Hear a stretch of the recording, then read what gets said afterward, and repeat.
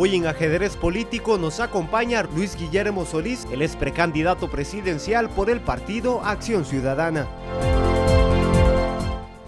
Luis Guillermo Solís Rivera nació un 25 de abril de 1958 en San José. Es hijo de Freddy Solís Avendaño y de Vivian Rivera Allen, provenientes del cantón de Turrialba en Cartago. Luis Guillermo vivió y creció en el cantón de Montes de Oca, muy ligado a la Universidad de Costa Rica. Es historiador graduado de ese centro académico y posee una maestría en estudios latinoamericanos, otorgado en la Universidad Estadounidense de Tulane. Tiene 6 hijos, 5 de su relación anterior y 1 de su actual. Fungió como jefe del gabinete del Ministerio de Relaciones Exteriores del primer gobierno de Óscar Arias y fue embajador de Asuntos Centroamericanos en el gobierno de José María Figueres. Actualmente es precandidato del partido Acción Ciudadana. Pese a que Luis Guillermo nació y creció en la capital, sus raíces están muy ligadas al cantón de Turrialba, de donde sus padres son originarios. Efectivamente, mis padres fueron turrialbeños. Digo fueron porque, bueno, en el caso de mamá ya murió, pero ambos se vinieron a San José a mediados de los años 50. Mis abuelos, por el lado paterno, venían de San José, se fueron a Turrialba a trabajar probablemente a principios de los años 30. Mi abuelo Luis era un pequeño productor de café en la zona de Tres Ríos, que no fue a la escuela, trabajaba como peón bananero. Y por el lado materno, mi bisabuela María Taylor vino de Jamaica, era una negra china que vino a San José a Costa Rica con sus hijos a principios del siglo XX. Y mi abuela Eugenia se quedó en Turrialba. Allí tuvo a sus 5 hijos, mis tíos, una de ellas mamá, y el hospital de Turrialba lleva el nombre de uno de ellos, William Allen. Ella tuvo varios esposos que enviudó y uno de ellos fue los Allen, que es por donde viene la relación con mamá, la relación familiar con mamá. Y yo nunca viví en Turrialba, pero siento a Turrialba muy cerca de mis afectos porque papá, que tenía una pequeña tienda de zapatos y una industria artesanal en Turrialba, nos llevaba a los fines de semana a hacer caja y a trabajar allá un poquito recogiendo los zapatos que habían quedado y trayéndolos a Curridabat, en donde había montado ya en el año 54 una fábrica un poco más desarrollada, más industrializada. La labor de su madre como educadora lo acercó mucho al conocimiento y la misma Universidad de Costa Rica. Mamá educadora, se graduó en la Escuela Normal de Heredia primero, funcionó como maestra primaria y después sacó una beca de la UNESCO y se fue a estudiar a México, donde hizo una maestría en educación y se integró en la Facultad de Educación de la Universidad de Costa Rica bajo la influencia de doña Emma Gamboa. Entonces nosotros nos vinimos a vivir a San Pedro de Montes de Oca y en el cantón de Montes de Oca es a donde desarrollé toda mi infancia, en Barrio Roosevelt, 150 al sur de la plaza. Ahí fue donde crecí. Estuve en la escuela primaria Nueva Laboratorio, llamada así porque era una escuela experimental de la Universidad de Costa Rica, una escuela pública. Y después el colegio, en el colegio metodista, en donde hice toda mi secundaria, también en San Pedro. Estudié en la Universidad de Costa Rica y desde entonces he vivido más en el este de la ciudad, en diferentes lugares, pero principalmente en el cantón de Montes de Oca. Así es que soy josefino, de padres caribeños.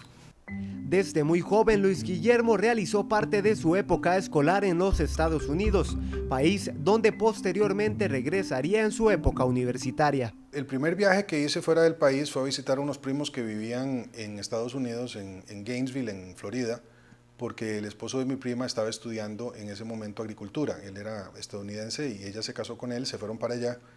Y fue toda una odisea llegar a Estados Unidos de 10 años sin hablar inglés, a un país grandísimo, ¿verdad? Dejando la casa por primera vez, 3 meses. Mi prima decidió que me iba a poner en una escuela para que pudiera estar entretenido y lo que hizo fue producirme un shock cultural tremendo porque, claro, era muy difícil para mí relacionarme con los chiquitos. Y después, cuando terminé el bachillerato, hice una maestría en estudios latinoamericanos con especialidad en historia y ciencias políticas en la Universidad de Tulane en Estados Unidos con una beca que me gané en el año 79 para estudiar a partir del año 81, del año 79, que es cuando me graduó y vengo a Costa Rica en el año 81, ya con la maestría, a ser profesor de la universidad. Empecé a dar clases muy joven. Luis Guillermo Solís se define como un hombre de familia, por lo que disfruta el tiempo con sus 6 hijos. Sí, yo tengo 6 hijos e hijas. Como decía, de mi primera relación tengo 5, que son ya todas personas adultas. Mónica, que es médica, es doctora. Cristina, que es veterinaria, está sacando una maestría en Canadá en virología. Beatriz está terminando Derecho en la Universidad de Costa Rica. Y los gemelos, que son los menores, Diego e Ignacio, uno será profesor de matemáticas, el otro va a ser ingeniero, pero en estos momentos es futbolista. Y juega con el club de la Universidad de Costa Rica en la segunda división. Él es defensa central y ahí aparece de vez en cuando en los partidos, cosa que me hace, por supuesto, sentirme muy orgulloso.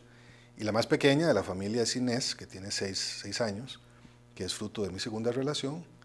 Y con todos, por supuesto, tengo una vinculación entrañable, ¿verdad? Creo que las madres de las dos familias han sido mujeres extraordinarias.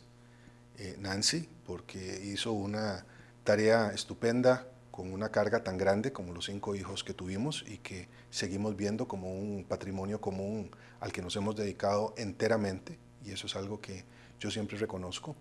Y Mercedes, porque me ha hecho casi abuelo padre con Inés, que es una sensación muy especial. Tener una hija pequeña siendo ya casi un adulto mayor es algo que uno agradece porque le devuelve frescor y le devuelve alegría a la casa.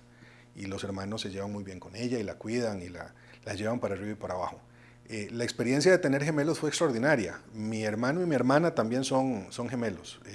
Y aunque creo que técnicamente si son 2 hombres o 2 mujeres se llaman mellizos. La experiencia de tener 2 de la misma edad al mismo tiempo fue muy linda. Se portaron relativamente bien, no fueron muy tequiosos, pero ahora se nota mucho que tienen una relación muy especial entre los 2 hermanos, ¿verdad? Entonces yo siempre digo que tengo grandes, pequeños, hombres, mujeres, juntos y sueltos, ¿verdad? Porque es una familia que ya pasados los 54 años veo con un enorme orgullo y me siento muy contento de todos ellos. Incluso uno de ellos juega fútbol con la Universidad de Costa Rica en segunda división. Universitario, por los hijos, esa es mi pasión. Tuve otro equipo de mis preferencias hace ya muchos años, pero después de que los hijos empezaron a jugar en ligas menores, me apunté a los equipos en los que estaban. Primero Santa Bárbara cuando eran chiquitillos y ahora ya más de grandes universitarios. Y la pura verdad es que me quedé ahí y estoy muy contento. Ahora, especialmente en este campeonato que vamos bien, habiendo campeonizado en la primera etapa del campeonato nacional. Su formación académica le permite conocer muchas realidades a nivel mundial, especialmente la latinoamericana. He viajado mucho por mi trabajo como profesor y también como consultor. He viajado mucho como diplomático, que es una de las facetas también de mi experiencia profesional. Y una y otra vez he tenido la posibilidad de conocer muchos países, principalmente de América Latina, aunque también he estado muchas veces en Europa. Mi actual compañera es española y con ella tenemos una hija de 6 años. Viajamos mucho a Europa. Con una posibilidad de viajar así, uno se aprende a valorar mucho el país. Aprende a verlo con ojos de enorme cariño, ¿verdad? Por lo que tenemos, por lo que disfrutamos, y también a verlo con ojos críticos de cómo podríamos mejorar mucho, ¿verdad? Me imagino que esa es la experiencia de cualquier ciudadano de cualquier país cuando viaja, que inexorablemente empieza a contrastar a su país con las realidades que ve. Y por supuesto que en esa experiencia uno ve al país en contextos a veces mucho más de progreso y otras veces de muchísimo más subdesarrollo. Yo he trabajado por razones profesionales en Haití, por ejemplo, y cuando uno vive ahí se da cuenta que tenemos en Costa Rica una posibilidad extraordinaria de hacer cosas que son inimaginables en un contexto como el haitiano, ¿verdad? Por otro lado, uno viaja a los países más desarrollados, a Japón, a Escandinavia, a Europa, y se da cuenta de lo mucho de que nos queda todavía por recorrer. Y cosas que no debemos de sacrificar en áreas del progreso. Viajar creo que es una de las mayores ventajas que puede tener una persona en el mundo actual, en donde se mueve con mucha rapidez que no era como aquellos viajes originarios en los que yo iba, ¿verdad? Que el avión no se sabía si iba a llegar o no. Ya eso había mejorado mucho con respecto a la generación de mis papás, pero aún así, viajar ahora se ha convertido en una opción que es muchísimo más fácil de tener para las personas, y creo que ayuda mucho a ampliar los horizontes de la gente. Por otra parte, Luis Guillermo gusta de la comida, se declara fiel cocinero y la lectura, la música y la escritura figuran entre sus pasatiempos favoritos. Mire, en general, comer y tomar soy carburador universal, ¿verdad? Como prácticamente de todo. No me gusta mucho el hígado, no me gusta el bofe, no me gustan las vísceras, excepto el mondongo, que sí lo como con gran placer. Pero en términos generales como de todo. Soy más carnívoro que herbívoro y como más carne que pescado, cosa que me reclaman siempre mis familiares, que debería comer más pescado y menos carnes rojas. Soy un comedor voraz de arroz, me encanta el arroz y se me nota. Tengo que tener cuidado con el arroz porque me lo comería en todas las formas. Sí me gusta cocinar y eso me ha ayudado mucho siendo un padre de tantos hijos, porque eso me ha divertido mucho con ellos, dándoles de comer en muchos momentos muy bonitos. Cocino sin pretensiones de ser un gran chef, pero sí cocino mucho. Prácticamente todos los domingos que viene la familia entera a comer aquí, yo les cocino. Hago una olla de carne bastante respetable y me gusta mucho, cuando tengo tiempo, hacerla para que todos coman, y hago suficiente para que sea una comida especial. Y a partir de ahí, las cosas que a los ticos nos gustan. Hago muchos picadillos, me encanta el gallo pinto para el desayuno. Cocino ceviches bueno, no los cocino, los preparo, excepto los ceviches de guineo o de plátano, que sí hay que hacerlos. No hago repostería y soy poco postrero. La pura verdad es que los postres no son mi gusto mayor. Pero por lo demás, sopas, guisos, ensaladas, básicamente lo que se come todos los días, a eso le entro sin ningún problema. Me gusta mucho escribir y me gusta mucho leer. He sido un lector voraz desde muy pequeño, eso inculcado por papá y por mamá. Papá también ha sido un lector impenitente. Y la música, aunque digo yo que no toco piano, sino que lo aporreo, sí disfruto mucho la música, estudié piano desde pequeño, no he sido un pianista ni virtuoso ni estudioso, he sido más bien un aficionado al que le gusta la música, la leo y me gusta leerla. Cuando voy a los conciertos, trato de asistir tanto como puedo a funciones artísticas. Sé muy poco de cine, pero sí encuentro en la recreación y el arte, habiendo jugado fútbol en mi infancia sin tampoco grandes pretensiones, una fuente permanente de relajamiento, lo cual, por supuesto, es algo que uno agradece cuando está muy ocupado, y tiendo a estar ocupado por lo menos buena parte del día. Y si una película se tratara de salvar a Costa Rica, Luis Guillermo asegura que le gustaría fungir el papel de director. Ojalá que pudiéramos pensar en salvar a Costa Rica como si fuera una película. Yo creo que ahí, al igual que en la vida real, la película saldrá bien en el tanto todos se involucren, los actores y los directores, e incluso las personas que vean la película. A mí me gustaría contribuir tratando de conducir ese equipo, sabiendo que no puedo ser el protagonista. El protagonista para salvar a Costa Rica tiene que ser el pueblo de Costa Rica.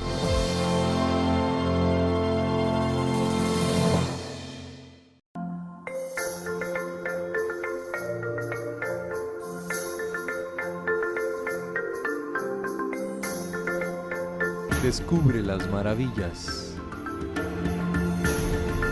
Experimenta la aventura en los canales de Tortuguero. BioGreen Expedition.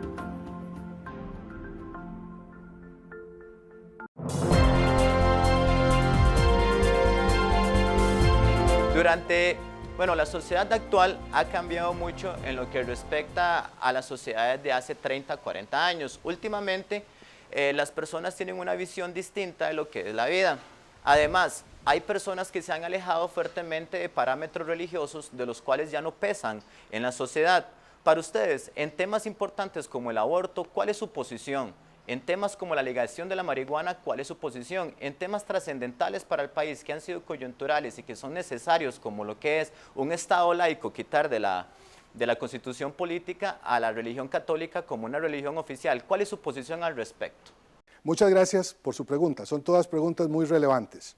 Voy por el orden. Con respecto al aborto, estoy en contra del aborto como política pública, excepto en los casos de violaciones, en el caso de la inviabilidad del feto fuera del útero materno, o en el caso de riesgo evidente para la vida de la madre, tal y como ya existe en la legislación costarricense. Con respecto a las relaciones de pareja, creo en el respeto absoluto de los derechos civiles de estas parejas independientemente del sexo de sus componentes, las llamadas sociedades de convivencia según un proyecto de ley en la Asamblea Legislativa. Respecto de la confesionalidad del Estado costarricense, creo, al igual que la Iglesia Católica, que ya no es tiempo de que el Estado costarricense mantenga esa confesionalidad. No de negarle el derecho a la libertad religiosa a todas y todos nuestros conciudadanos, pero sí de que el Estado no tenga como tal una religión oficial.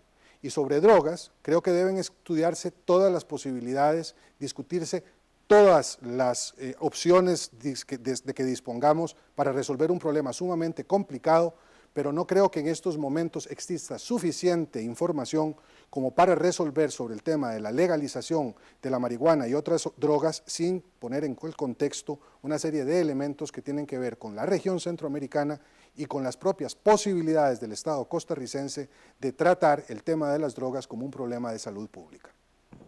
Nuestro país desde hace algunos años ha venido enfrentando un problema que tiene incidencia en muchos campos, tanto en el campo económico como en el campo social y en el campo político.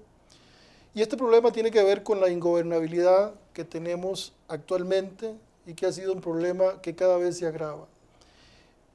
Quisiéramos saber de parte suya como aspirante a la presidencia de la República, cuáles van a ser las acciones concretas que va a tomar en su primer año de gobierno para poder atender y resolver de una vez por todas este problema que nos ha tenido en retraso en la toma de decisiones. Muchas gracias. Bueno, como lo saben los buenos amigos del movimiento solidarista, más que ingobernabilidad, lo que ha habido en el país es una enorme ausencia de un acuerdo político de buena calidad. Nuestra sociedad se ha dividido, se ha fragmentado, los diferentes componentes políticos y sociales del conglomerado nacional no están en un diálogo permanente y eso está llevando a vetos cruzados que impiden el avance en acuerdos necesarios para la gobernabilidad del país. Creo, por lo tanto, que es muy importante retomar la vieja tradición costarricense del diálogo social, construir grandes acuerdos nacionales que permitan que en la Asamblea Legislativa y en los demás espacios de toma de decisiones, esas decisiones permitan avanzar en proyectos legislativos específicos. No hacerlo, es decir, continuar encerrados en la lógica de un diálogo autorreferente, complica la posibilidad de construir una democracia más perfecta. Creo en todo caso que no es la ingobernabilidad, sino la desigualdad el principal problema que enfrenta nuestro país y el conjunto político, acompañado de la sociedad, de los gremios, de los sectores, de las poblaciones, debe abocarse a ese diálogo nacional con suma urgencia. En materia de consumo interno, ¿está usted dispuesto a los efectos de reducir la violencia y de controlar por parte del Estado el consumo de drogas más livianas como la marihuana, a legalizar o estudiar algún tipo de legalización del control de ese consumo y ese trasiego para efectos de reducir la violencia? ¿Estaría dispuesto a discutir ese tema? Sin lugar a dudas. Todos los esfuerzos que se han realizado hoy, hasta hoy, para controlar el tráfico de estupefacientes y de drogas ilegales han resultado inútiles. La lucha a partir de la mano dura se ha comprobado absolutamente insuficiente para detener el flagelo de las drogas sobre nuestra sociedad. Hay que estudiar, por lo tanto, todas las opciones de manera que logremos efectivamente neutralizar ese impacto, especialmente en nuestras y nuestros jóvenes. Por lo tanto, sin duda hay que estudiar los ejemplos de países en donde la legalización de algunas drogas han sido relativamente exitosos. Digo relativamente exitosos porque incluso en esas sociedades el éxito tampoco ha sido garantizado. Eso tiene que ver con los contextos regionales en donde esta lucha debe darse. Centroamérica y Costa Rica en ella forma parte de un entorno regional y geopolítico sumamente complejo. Las drogas como la marihuana no son las que están generando la principal cantidad de violencia en esta zona, sino las llamadas drogas duras como el tráfico de cocaína, en donde además se conjuntan otros fenómenos de crimen organizado que atentan contra la raíz misma de nuestra sociedad. Pero estudiar todas las opciones, por supuesto, esas y otras, todas aquellas que garanticen que nuestra sociedad puede librarse o al menos neutralizar en lo posible el dañino efecto de las drogas sobre nuestra gente.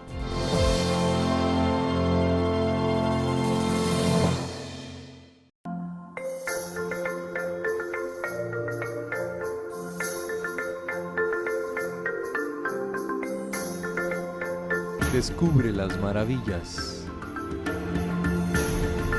Experimenta la aventura en los canales de Tortuguero.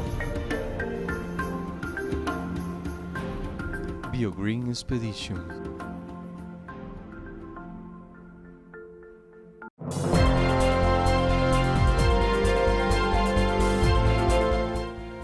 Bueno, llegamos a la tercera parte y final de este ajedrez político de hoy.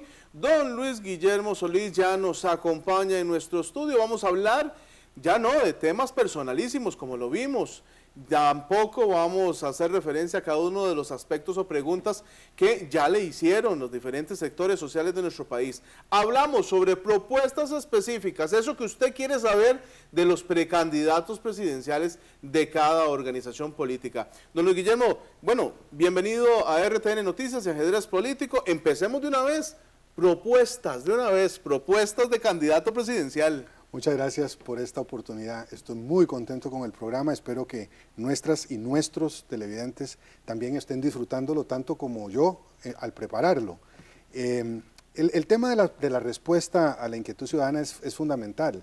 Y afortunadamente ya los partidos no son los únicos que van a tener que ofrecerla, porque la propia ciudadanía se ha venido organizando. Hay 6 o 7 iniciativas que se nos han presentado en los últimos meses, algunas de ellas más académicas, otras mucho más prácticas, que nos permiten ahora a los partidos tener una gran fuente de dónde recibir esa información. Así es que tanto en materia económica, como en materia cultural, como en materia social, vamos a tener mucha posibilidad de recuperar algunas de estas sugerencias, especialmente porque a mi juicio, José, el mayor problema que tiene la sociedad costarricense hoy es el modelo de desarrollo que está separándonos, que está fracturándonos. Me parece desde ese punto de vista que lo principal sigue siendo la desigualdad. Este era un país relativamente igualitario. El modelo que hemos aplicado a la economía y a la organización social de los últimos 25 años ha producido una concentración de la riqueza y un alejamiento de la sociedad costarricense, la sociedad en donde la desigualdad crece más rápidamente en América Latina. Y creo que la propuesta tiene que ir en ese sentido. Hay políticas públicas que concentran la riqueza, hay políticas públicas que aumentan la igualdad. Y me parece que quienes estamos en una lógica de avance progresista de la sociedad hacia estadios más avanzados de desarrollo necesitamos esas políticas públicas. Ahora, ¿cuáles son esas políticas públicas? Usted dice que nos pueden equilibrar el balance entre los que más tienen y los que menos tienen. Ya lo ha venido diciendo el Estado de la Nación desde hace mucho rato. Muchísimos informes atrás. Pero bueno, en la práctica, ¿cómo se traduce eso? Porque a nosotros los políticos siempre nos dicen, bueno, es que vamos a mejorar la igualdad, pero ¿cómo se lleva a la práctica eso? Mire, con la receta costarricense.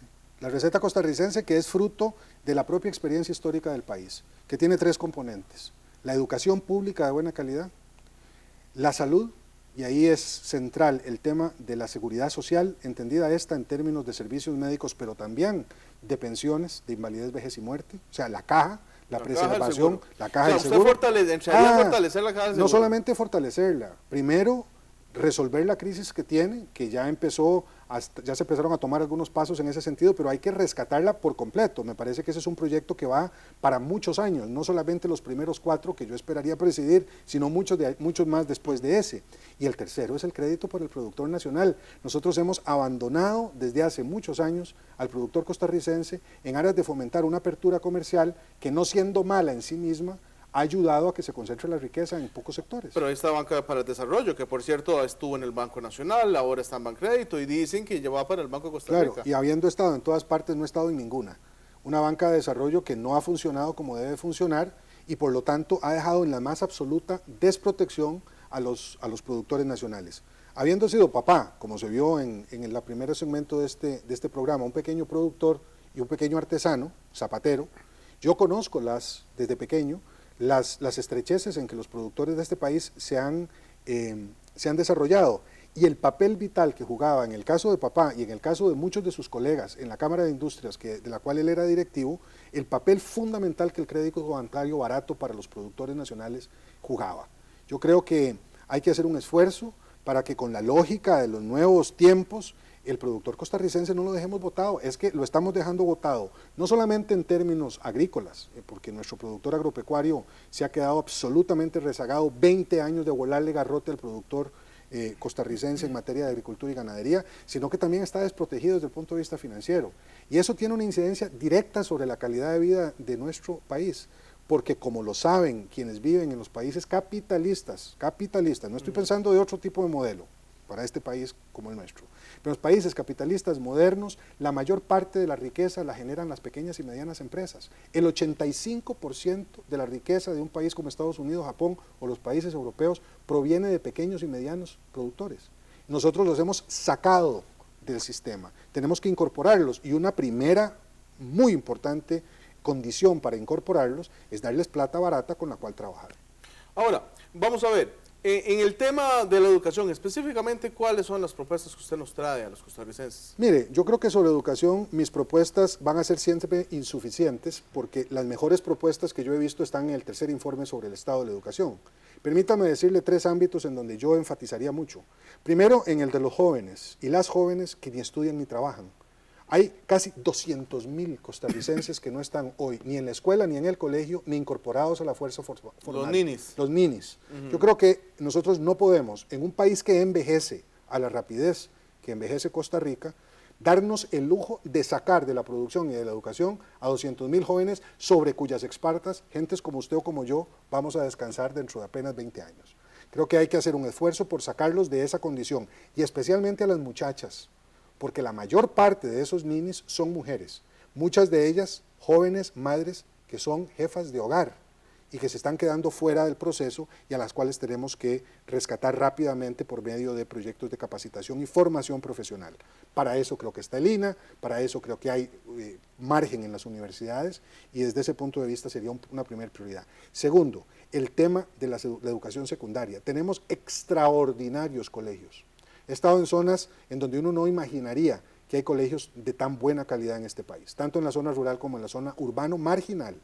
A mí me parece que estos colegios deben de ser potenciados precisamente para permitir que emprendedurismos jóvenes puedan salir a la luz. Ahí también el tema del financiamiento es fundamental. Y lo tercero, que me parece también muy importante, es educación para los viejos en una sociedad que envejece. No se le presta suficiente atención a eso.